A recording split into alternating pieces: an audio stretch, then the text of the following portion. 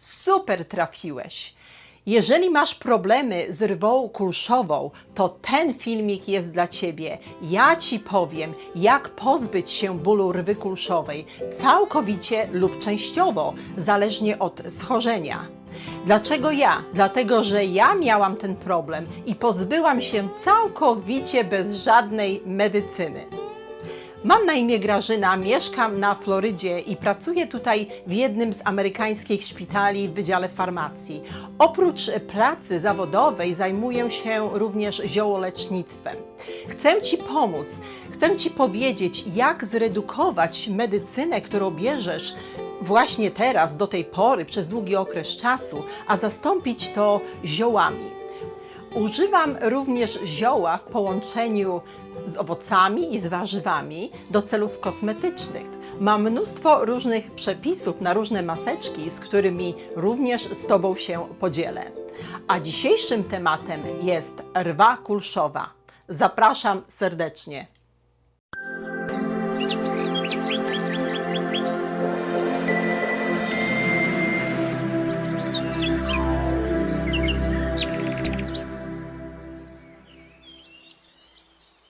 Powiedz, ile razy próbujesz usiąść i odczuwasz bardzo ostry ból w plecach idący przez całą nogę. Powiedz, ile razy próbujesz wstać i również występuje ten sam ból i nie możesz chodzić. I powiedz, ile razy budzisz się w nocy, nie możesz spać, wstajesz, chodzisz lub próbujesz znaleźć najlepszą pozycję do spania, bo boli Cię w plecach i boli Cię również cała noga. Więc co to może być? Jeżeli bolą Cię plecy i noga, to jest to w 95 lub nawet większym procencie zapalenie rwy kulszowej. Natomiast jeżeli bolą Cię plecy, to może być to zupełnie inna przyczyna. Dlatego powinieneś pójść do lekarza i lekarz poprzez zdjęcia rentgenowskie, RTG, przez tomografię komputerową czy rezonans magnetyczny powie Ci, jaki masz problem i jakie kroki powinieneś podjąć, czy zastrzyki, czy ćwiczenia, czy tabletki, czy naturalny inny sposób, o którym ja Ci powiem, a jeden z nich właśnie to jest właśnie gimnastyka, żeby pozbyć się tego problemu. A jakie są objawy?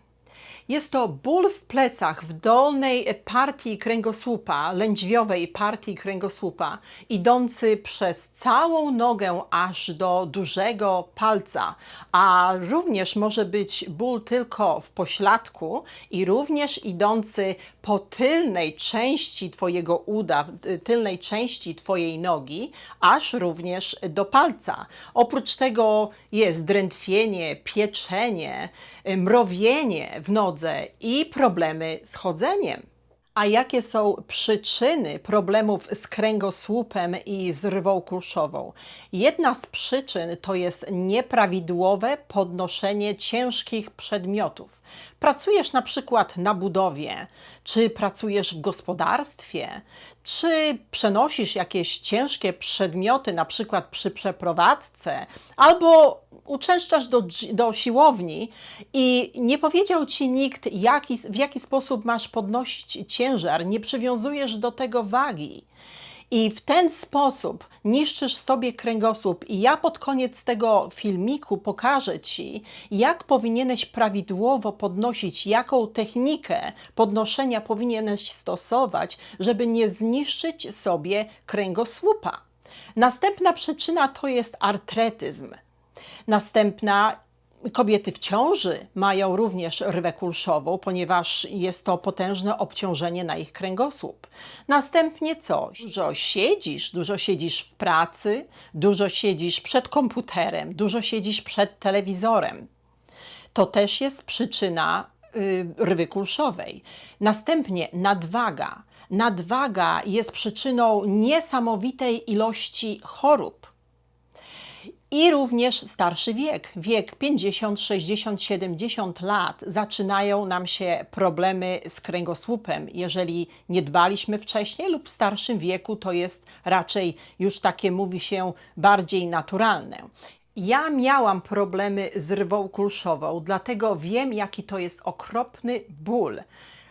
Ból, który nie pozwala ci spać, nie pozwala ci chodzić, nie pozwala ci siedzieć. I kiedy zaczął mi się ten problem, przeczytałam mnóstwo medycznych artykułów, mnóstwo medycznych materiałów w mojej pracy na temat tego schorzenia.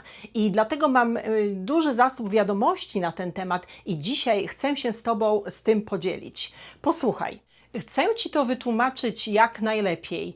Najlepiej jak tylko mogę, więc przyniosłam właśnie model kręgosłupa. Tutaj mam przy sobie i pokażę Ci, jak to właśnie pracuje, jak to jest, że masz problemy właśnie z rwą kulszową. Podejdę troszeczkę bliżej tutaj do kamerki. Już staram się odwrócić tak, żebyś to jak najlepiej zobaczył. Więc o tak, może najpierw. Tutaj masz kręgi. To jest okolica lędźwiowa, ta tutaj na zielono. Tutaj jest kręg L5, L4, L3, L2 i L1. I tutaj wychodzą właśnie, tak próbuję i jeszcze lepiej, jeszcze bliżej. Tutaj wychodzą nerwy właśnie. O, zaraz, ja tutaj mam długopis. Tutaj właśnie są nerwy między tymi kręgami. Tutaj są dyski. O tutaj. Więc ja przywiązałam takie niteczki, tak ulepszyłam ten kręgosłup troszeczkę bardziej. Chcę Ci powiedzieć, jak to właśnie wygląda. Więc co to jest w ogóle nerw kulszowy? To jest nerw, który składa się z 5 nerwów. O, popatrz, przywiązałam. To są tak 5 nerwów wychodzących tutaj w tym miejscu. I jeżeli cokolwiek Ci się dzieje między każdym z tych kręgów, to wszystko idzie od tutaj właśnie, łączy się, łączy się w jeden, odwiązało nam się, w jeden nerw. Wszystko idzie w jeden nerw w ten sposób i idzie wszystko do Twojej nogi. Wszystko do Twojej nogi. I ogólnie co to jest nerw kulszowy? No, nerw kulszowy, tak jak powiedziałam, jest utworzony przez połączenie 5 nerwów, właśnie tutaj na odcinku lędźwiowym dolnym. I te włókna nerwowe są zwykle odpowiedzialne za funkcje motoryczne i czuciowe w dolnej całej części ciała. Także jeszcze raz chcę Ci pokazać, jak wygląda tutaj Twój kręgosłup w okolicy lędźwiowej. Jest to 5 nerwów, troszeczkę bliżej, 5 nerwów. One się łączą razem i tworzą właśnie Twój nerw kulszowy. O, w ten sposób. To jest Twój nerw kulszowy, tutaj. To jest Twój nerw kulszowy połączony ze wszystkimi nerwami, które przechodzą właśnie od kręgosłupa, które są koło kręgów, które są blisko kręgów, blisko dysków. I ten nerw kulszowy przechodzi tutaj z przodu, o tutaj z przodu, już przeciągnę na drugą stronę, i przechodzi tutaj z tyłu, gdzie jest Twój mięsień gruszkowaty. To jest bardzo ważne, bo będę właśnie później mówić o takim rodzaju rwy kulszowej, która się nazywa rwa kulszowa gruszkowata. I idzie tutaj, nie idzie tak prosto jak tutaj te moje tasiemki, tylko jest ukształtowany troszeczkę o tak inaczej. W ten sposób wygląda Twój nerw i idzie do Twojej nogi. Całość idzie do Twojej nogi. 5 nerwów w jeden i przechodzi z tyłu tutaj Twojej miednicy i idzie do Twojej nogi. Tak to wygląda. To teraz, jak już wiesz, jak wygląda Twój kręgosłup, Twoje kręgi, Twoje dyski i Twój nerw kulszowy, mam dla Ciebie następny model. Są takie dwa duże kręgi, takie same właśnie jak w kręgosłupie. I chcę Ci pokazać, jak one pracują i powiem Ci, co to jest. Już podejdę bliżej do kamerki. O, tutaj już jesteśmy. I to jest twój dysk, bardzo mięciutki. To są dwa Twoje kręgi, a to jest nerw i inne tutaj nerwy przepływające, właśnie przechodzące właśnie między kręgosłupem. I co to jest dysk? O, tutaj mamy właśnie dysk. Bardzo ładny model, bardzo lubię ten model, bo bardzo obrazowo właśnie pokazuje, jak to wszystko pracuje. Dysk występuje między trzonami kręgów. O tutaj. Zbudowany jest z jądra miażdżystowego. To jest takie gęste, galaretkowate. O, tutaj widzisz? Galaretowate wypełnienie, otoczone pierścieniem włóknistym. To jest ta siateczka, pokazuje właśnie ten pierścień włóknisty właśnie, którym jest otoczony Twój dysk. Jego zadaniem jest łączenie właśnie poszczególnych trzonów kręgowych oraz amortyzowanie obciążeń. I właśnie tak to wygląda, jak się poruszasz, widzisz? Siadasz, chodzisz, to wszystko tak się zgina. Jeżeli wykonujesz inne ruchy, schylasz się, to ten krążek, ten dysk właśnie formuje się w różnych kierunkach. I teraz tak jak wspomniałam wcześniej, jak na przykład źle podnosisz, nie zwracasz uwagi na technikę podnoszenia, dla Ciebie po prostu, czy dla mnie, tak jak kiedyś było, po prostu było podnoszenie.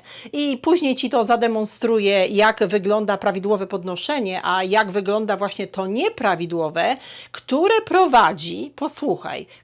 prowadzi do przepukliny, czyli do wypadania dysku. Mówimy przepuklina dysku albo wypadanie. I ja już Ci to tutaj na tym właśnie modelu zademonstruję.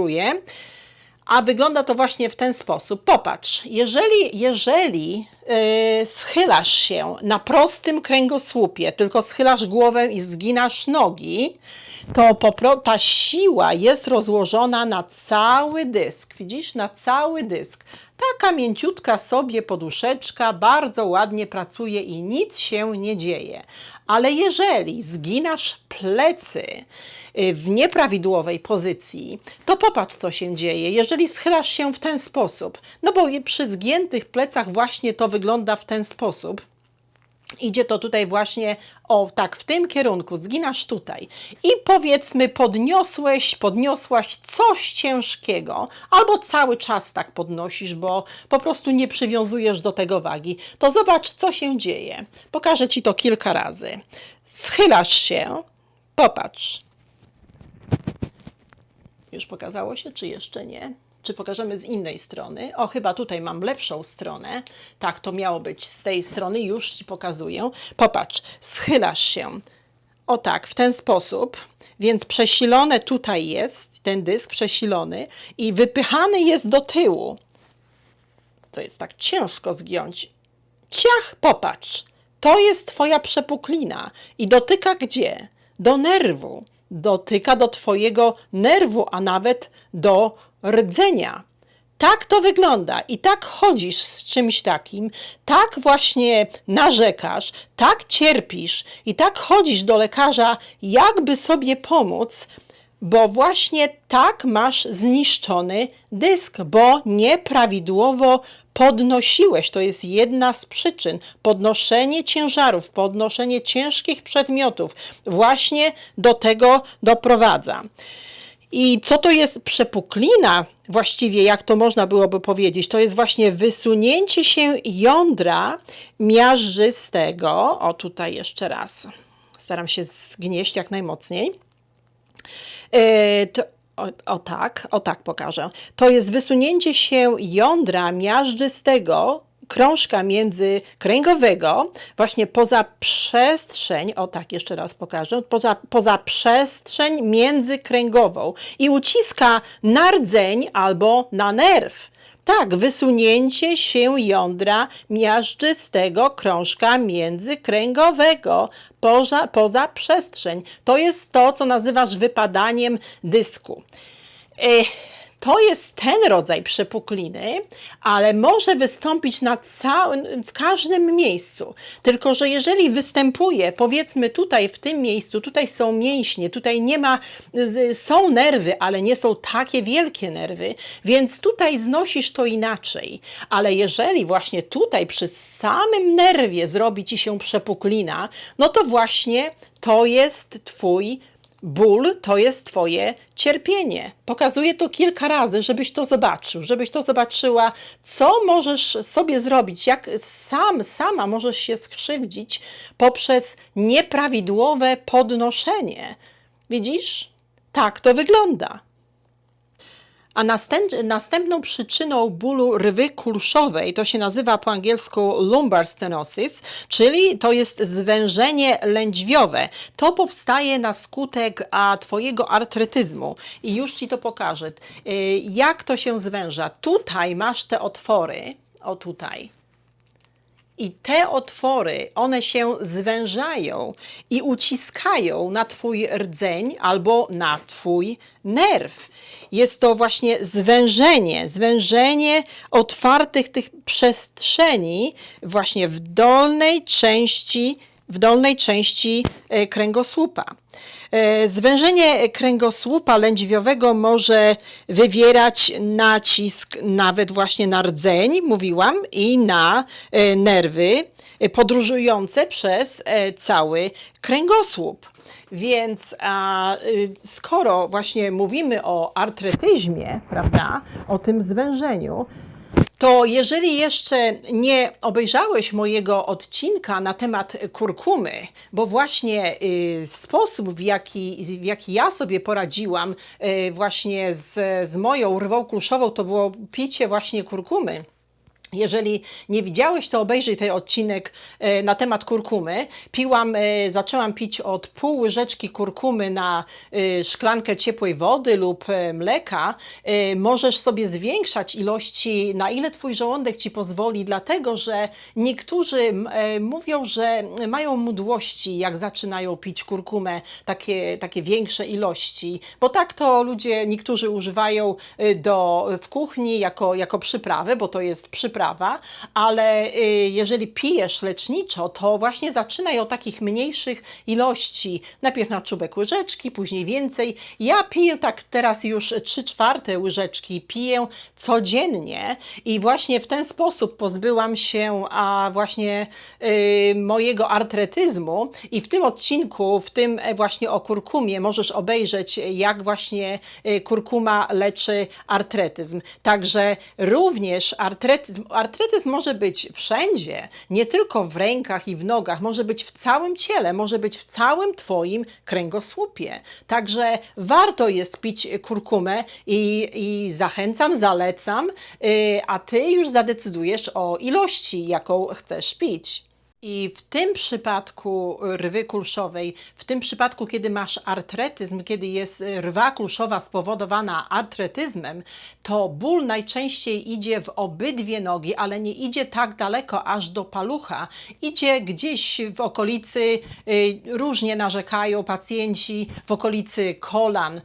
A jak poznasz, że możesz mieć właśnie rwę kulszową spowodowaną artretyzmem, tym, że lepiej ci się siedzi niż chodzi i stoi.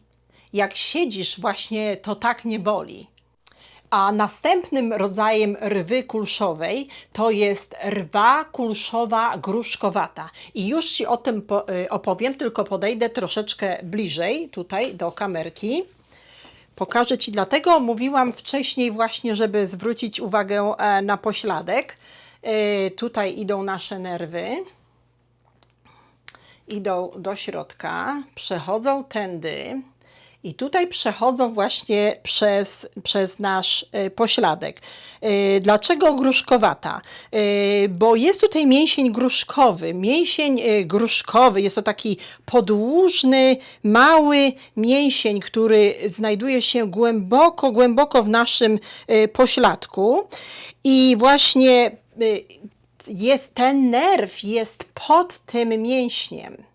I jeżeli ten nerw właśnie, który idzie właśnie tutaj, idzie aż tutaj, idzie tak na ukos, on przyciska właśnie twój nerw do miednicy, do tutaj, w tym miejscu. O tak, chcę pokazać jak najlepiej, ale z tymi niteczkami nie bardzo chcecie, bo nerwy nie idą tak prosto jak nitka opada, prawda? Grawitacja przyciąga je do ziemi. No więc właśnie tutaj jest ten nerw, tutaj jest ten mięsień i przyciska twój nerw kulszowy do miednicy, o tutaj. A jaka jest przyczyna? Jeżeli mamy na przykład dyskopatię, już biorę mój następny model. Jeżeli mamy dyskopatię, prawda, wiemy już jak wygląda nasza dyskopatia. O, proszę bardzo. Tutaj, jeżeli mamy dyskopatię, to właśnie jeżeli nas coś boli, jeżeli jest taki nagły ból od nerwa kulszowego, to co robimy? Zaciskamy mięśnie, jakikolwiek nagły ból, zaciskamy mięśnie.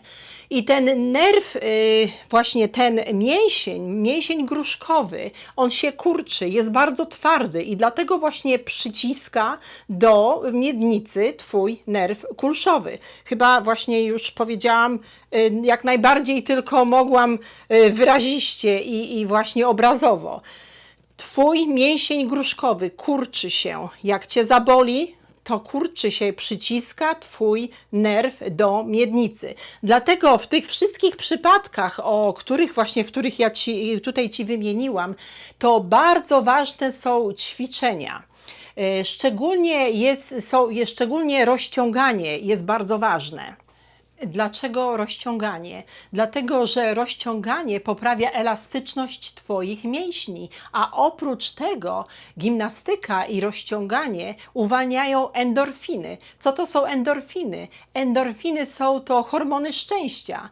Hormony, które naturalnie poprawiają twój humor, poprawiają twój nastrój, a oprócz tego tłumią uczucie bólu i drętwienia.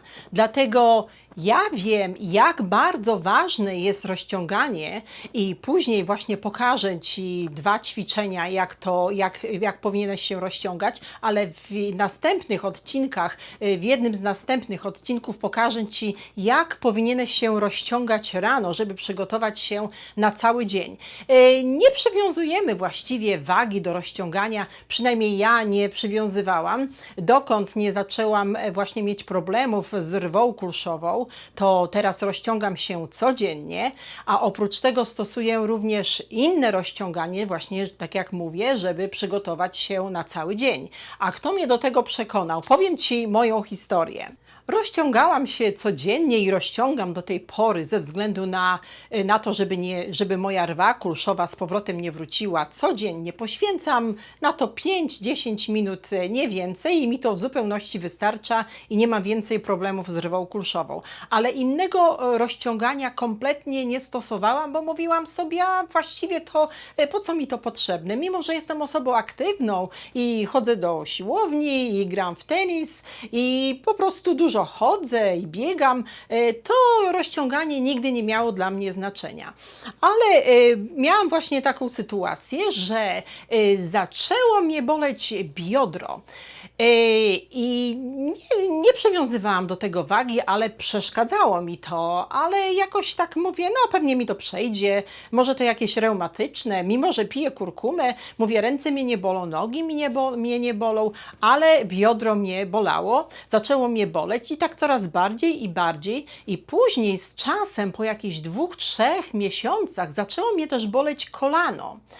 I to już mi wtedy zaczęło coraz bardziej dokuczać, bo nawet właśnie jak siedziałam, nawet u nas właśnie w kawiarni, w naszej kawiarni szpitalnej, jadłam lunch i wstałam, szłam właśnie z powrotem do pracy i ktoś mi powiedział, że ja kuleję. No kuleję, bo właśnie coś mnie boli mnie coś w biodrze i w kolanie. Ale wybierałam się, byłam przed wyjazdem do Polski, więc mówię, a jak przyjadę, to wtedy pójdę sobie do lekarza i zobaczę, co to takiego jest. No więc pojechałam do Polski i pytałam znajomych i rodzinę, gdzie mogę znaleźć osobę, która może mi zrobić masaż, bo tutaj masaże są takie popularne, takie relaksujące. Jak masz jakiś stres, masz ciężki dzień, bo masaże to jest taki detoks. Wszystkie toksyny z ciebie wyrzuca po tym, jak pijesz dużo wody, musisz pić później dużo wody, więc tutaj są popularne. Ja z tego korzystam i wspaniale się czuję po takich masażach i nawet właśnie nie zauważyłam, wspomnę, że kiedy byłam na masażach, to po masażach mnie ta noga nie bolała. Myślałam, że tak po prostu przestało mnie boleć. Więc pojechałam do Polski, pytałam właśnie o osobę, która może zrobić mi masaż. Wysłano mnie do przychodni, mówią, tam jest taki fizjoterapeuta, co zapytaj się, może ci zrobi. Prywatnie oczywiście. Poszłam tam, pan był taki troszeczkę zdziwiony, mówi, ale co panią boli? Ja mówię, no raczej nic mnie nie boli, zapomniałam zupełnie o nodze. Oczywiście cała szczęśliwa, bo przyjechałam do Polski zobaczyć się z rodziną, ze znajomymi. No, ale jak panią nic nie boli, to raczej jak pani nie ma recepty, to nie będę robił masażu. No więc pytałam dalej. I ktoś mi powiedział, że jest u nas fizjoterapeuta, u nas w miasteczku, pochodzę z małego miasteczka na Dolnym Śląsku i ma swój gabinet prywatny, więc odesłano mnie do niego, no zadzwoniłam na wizytę. Więc poszłam do tego gabinetu, no i pan fizjoterapeuta przyjął mnie, masował, tak jak prosiłam, nogi, całe ciało, ale pyta się mnie, czy coś mnie boli. Ja mówię, że właściwie nic mnie nie boli, ale przypomniałam sobie i mówię, panie Konradzie, tak ten pan miał na imię, bardzo, bardzo miły, młody człowiek z ogromną wiedzą na temat budowy człowieka i pracy, którą wykonuje, naprawdę specjalista, wspaniały.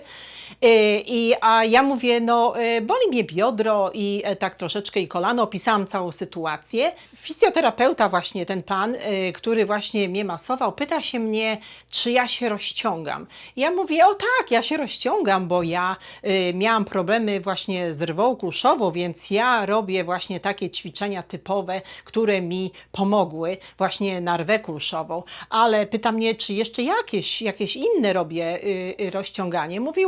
Powiedziałam, że nie, bo niepotrzebne mi jest. No i właśnie on mi o tym powiedział. On mnie o tym przekonał i dał mi bardzo dużo zdjęć z opisami, jakie ćwiczenia, jakie rozciąganie powinnam stosować każdego dnia, kiedy tylko się obudzę, żeby pozbyć się mojego problemu. I on mnie właśnie przekonał, że powinnam robić właśnie rozciąganie codziennie i poświęcam na to zawsze kilka minut dziennie, stosuję się do wszelkich jego zaleceń, ale pytam się, co to takiego jest? Co to jest za schorzenie? On mi wytłumaczył, że z wielu mięśni, które mam na udzie, każdy z nas ma, jeden mięsień kurczy się. Ten mięsień, który jest przyczepiony, który jest przyczepiony do miednicy i który idzie pod kolano, on się skurczył i ciągnie właśnie moje biodro i ciągnie moje kolano. Dlatego ja mam taki ból. I kto by o tym pomyślał? Nigdy bym nie przypuszczała, że jakiś mięsień jeden może się skurczyć i że może mnie boleć biodro i kolano. Na pewno zaraz każdy chyba by pomyślał, to jakiś pewnie artretyzm czy jeszcze coś. W każdym bądź razie można powiedzieć, że mnie wyleczył. Stosuje się do wszelkich jego właśnie zaleceń. Także Tobie polecam rozciąganie, bo rozciąganie jest ważniejsze od jakiejkolwiek gimnastyki. Gimnastyka jest ważna, ale zobacz, nawet jak idziesz do siłowni, prawda, zanim zaczniesz ćwiczyć, najpierw powinieneś się rozciągnąć, żeby nie naderwać żadnych mięśni, żeby nie uszkodzić żadnych mięśni. Więc rozciąganie jest bardzo ważne i ja Ci pokażę, jak to zrobić. I pokażę Ci dzisiaj, tak jak Ci obiecywałam na koniec tego filmiku, jakie ćwiczenie na rwę kulszową mi pomogło, jakiego typu rozciąganie mi pomogło i zalecam Ci je serdecznie. Także zaczynamy, pójdziemy na plażę. Żeby było nam przyjemniej, pójdziemy na plażę. Zapraszam, spotykamy się na plaży. Tadam! I już jesteśmy. Jesteśmy na naszej kochanej plaży. Za nami palmy, za nami ocean, gorąco, piekiełko, jak to na Florydzie. Także ciężko oddycham. Zaczniemy w takim razie nasze pierwsze ćwiczenie. Będzie to technika podnoszenia ciężarów. Jeżeli robisz taki błąd, to zobacz, jak ja to robię, a unikniesz problemów z plecami, unikniesz problemów z dyskami, unikniesz przepukliny dysku. Więc ja stanę bokiem, żeby Ci to lepiej pokazać. Mam taką miseczkę. To jest na niby mój ciężar, jest bardzo lekka, ale właśnie chcę Ci pokazać tą technikę. Wygląda to tak. Rozstawiasz nogi, zawsze musisz mieć rozstawione nogi, nie powinieneś mieć nóg złączonych razem. Rozstawiasz nogi, tu jest Twój ciężar, schylasz głowę, zginasz nogi i po prostu podnosisz. Jeszcze raz, cokolwiek stawiasz, cokolwiek podnosisz, to wszystko musi być z prostymi plecami. Tutaj część lędźwiowa musi być wyprostowana. I jeszcze raz stawiam i jeszcze raz podnoszę. Tak wygląda Twoja prawidłowa technika podnoszenia ciężaru, żebyś, jeszcze raz, nie uszkodziła sobie pleców. Czy to na budowie, czy to na gospodarstwie, gdziekolwiek podnosisz ciężary, to rób to w ten sposób. Powinieneś to robić w ten sposób. A powiem Ci coś takiego tutaj w Stanach, jeżeli przyjmujesz się do pracy, to pokazują, na przykład w sklepie, to pokazują Ci, w jaki sposób masz podnosić ciężar, żeby nie uszkodzić sobie pleców. I na wypadek, jeżeli Ci się coś stanie, to każą Ci pokazać, a jak Ty podnosiłeś to, że teraz bolą Cię plecy, czy podnosiłeś tak, jak pokazaliśmy Ci.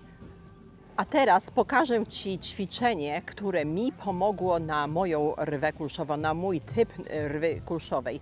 Każde ćwiczenie jest dobre, jest inna technika, inna gimnastyka na każdy rodzaj rwy kulszowej. Mi akurat to ćwiczenie pomogło i zaraz Ci tutaj je zaprezentuję. Stanęłam troszeczkę dalej, żeby było mnie widać, więc ja dlaczego lubię to ćwiczenie? Dlatego, ponieważ moje ciało mówi mi, jak daleko ja mogę się posunąć, jak daleko ja mogę zgiąć, jak daleko ja mogę naciągnąć, bo jak będziemy się zginać, będziemy nogę podwijać przed siebie właściwie, będziemy przekładać nogę przed siebie, to wszystkie mięśnie, które są właśnie tutaj, w okolicy lędźwiowej, naciągają się i odciągają, można powiedzieć tak, relaksują się. Są takie właśnie flexible, takie miękkie, takie podatne i odciągają właśnie, nie naciskają na Twój nerw kulszowy. Dlatego to jest właśnie wspaniałe ćwiczenie. Próbowałam również inne ćwiczenia, ale jak naciągałam nogę leżąc na podłodze odwrotnie, po prostu plecami, to jak zaczęło mnie boleć, to przestawałam. A tutaj moje ciało opada i po prostu nie mam wyjścia. Muszę zrobić to ćwiczenie. Nie mam wyjścia, tak śmiesznie zabrzmiało, ale tak jest. Ja Ci pokażę. I tutaj ja jestem na plaży, ale tutaj akurat piasek jest taki ubity troszeczkę, przesuwa się moja mata, ale taki twardy. Ty rób to na podłodze, nigdy nie rób żadnego ćwiczenia na łóżku, więc pokażę Ci to. Siadasz na podłogę. Ta pozycja wygląda, to ćwiczenie, ćwiczenie wygląda tak jak nasza syrenka warszawska, tylko piętę przekładasz do przodu, a nie za siebie. ćwiczenie. Może widziałeś już to ćwiczenie kilka razy, nawet, a nie wiesz, jakie ono jest właśnie skuteczne. Więc jak siadasz, to przytrzymasz się czegoś, albo po prostu pokażę Ci, jak zmienić nogę, żeby nie robić różnych manipulacji, które jest ciężko robić z takim właśnie bólem. To siadasz na ziemi. Jak już usiądziesz na ziemię, na równym, oczywiście na podłodze usiądziesz, to przekręcasz nogi w jedną stronę lub w drugą stronę, zależy, którą nogę chcesz naciągać. Zawsze naciągasz jedną i drugą nogę. Nie wiem, skąd się wzięły takie teorie. Czasami niektórzy mówią, naciągaj przeciwną nogę albo naciągaj tylko jedną nogę. Nie, musisz naciągać obydwie nogi, bo wszystkie mięśnie z tyłu na Twojej części lędźwiowej kręgosłupa są bardziej podatne i lepiej pracują później, dotykają Twoich nerwów na kręgosłupie. Więc pokażę Ci to najpierw w ten sposób. Siedzisz to w ten sposób, zginasz nogi, może tak, zginasz nogi i po prostu przewracasz się. Robisz to delikatnie, ja to robię w tej chwili szybciej, dlatego że ja już nie mam tego problemu. I leżysz na tej nodze, pięta do przodu, tak to wygląda z tej strony ta pozycja i kładziesz się tak jak mówiłam. Pokażę Ci to, jak to wygląda. Na razie przestanę mówić, ponieważ przyciskam mikrofon.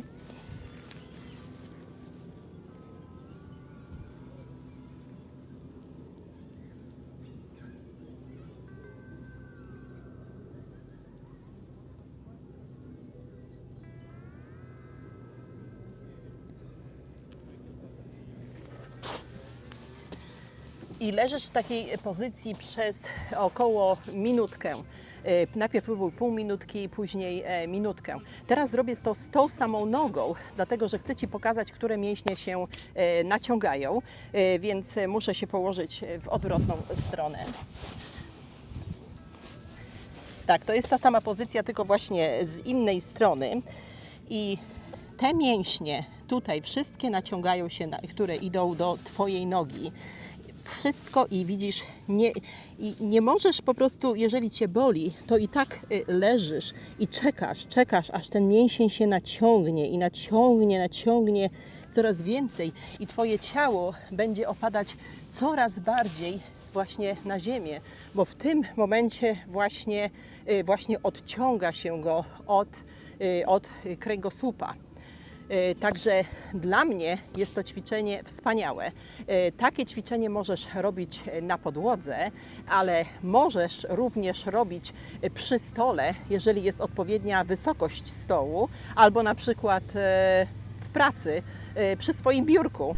Popatrz, co zrobiłam dla Ciebie. Pokażę Ci to ćwiczenie, żeby było łatwiejsze dla Ciebie. Jeżeli pracujesz w biurze szczególnie, pożyczyłam ten stolik tutaj od siedzących ludzi, piknikujących właśnie na plaży i chcę Ci pokazać właśnie, jeżeli nie chcesz kłaść się na podłogę, nie ma nikogo w biurze, jesteś sam lub sama, a bolą Cię plecy, podchodzisz do swojego biurka, tylko zobacz, jaka jest wysokość, kładziesz nogę na stole i naciągasz się w pracy. Popatrz, naciągasz się nawet w swojej pracy albo w domu, jak nie chcesz kłaść się na podłogę. Tylko będzie to na pewno utrudnieniem troszeczkę dla Ciebie, jeżeli jeszcze tak bardzo Cię boli te same początki, to będzie takie dosyć duże utrudnienie dla Ciebie, ale później już jak będzie mniejszy ból, to będziesz to robić po prostu nie tak, że z łatwością, ale będzie Ci lżej. Popatrz, kładziesz sobie nogę na stół, o tak. Czyli wszystko jest naciągnięte, stolik cały się rusza, taki turystyczny, wszystkie mięśnie tu są naciągane i kładziesz się na swoje biureczko czy na stół. Powolutku, to jest szklany, więc ja uważam bardzo.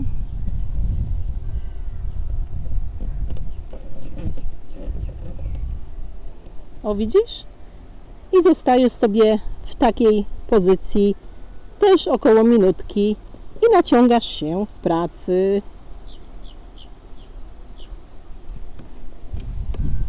Fajnie, prawda? Także możesz to robić wszędzie. Robisz to samo z drugą nogą oczywiście. Możesz to robić wszędzie. A teraz, skoro już poznałeś niektóre z ćwiczeń, a będę pokazywać ich więcej w następnych odcinkach na rwę kulszową, będę pokazywać ćwiczenia na przepuklinę kręgosłupa, to chciałam Ci podziękować za uwagę. Pozdrawiam Cię z tej gorącej Florydy. Tak głęboko oddycham, dlatego że jest bardzo, bardzo gorąco, ale jest pięknie. Chciałam Ci podziękować za uwagę. Chciałam Ci życzyć wszystkiego najlepszego. Chciałam Ci życzyć przede wszystkim zdrowia, żeby zawsze został w zdrowiu i żebyś miał wspaniały dzień. I bardzo Cię proszę, wspieraj mój kanał, naciśnij guziczek subskrypcji, naciśnij dzwoneczek, który Ci powie, kiedy będzie mój następny filmik, żebyś nie opuścił żadnego i daj palucha do góry. Również możesz zostawić mi informację pod spodem, pod filmikiem, czy próbowałeś, czy próbowałaś, jaki rodzaj rwy kulszowej masz i czy Ci pomaga. Komunikuj się ze mną, będziemy współpracować. Dziękuję jeszcze raz serdecznie, pozdrawiam, dużo zdrowia, pa, pa, żegnam na dzisiaj z gorącej Florydy. Do zobaczenia następnym razem. Dziękuję kochani za uwagę, pa, pa.